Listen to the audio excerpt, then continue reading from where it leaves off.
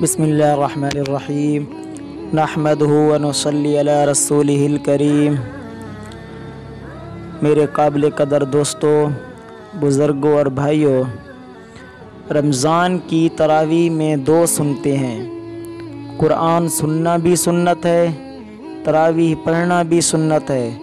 بہت سے نادان علم ترا پڑھ کر گزارا کرتے ہیں، یہ قرآن کی نعمت سے محروم ہوتے ہیں۔ رمضان اور قرآن کا باہمی جوڑ ہے شہر رمضان الذی انزل فیہ القرآن۔ رمضان وہ مہینہ ہے جس میں اللہ تعالی نے قرآن کو اتارا ہے۔ قرآن اور رمضان کا آپس میں تعلق ہے۔ رمضان کو عظمت قرآن کی وجہ سے ہے۔ رمضان کی فضیلت اللہ تعالی نے قرآن میں بیان کی ہے۔ جو شخص رمضان کا احترام کرتا ہے اسے قرآن کا احترام کرنا ہوگا۔ جو قرآن کا احترام کرتا ہے اسے رمضان کا احترام کرنا ہوگا۔ ان دونوں کا آپس میں جوڑ ہے۔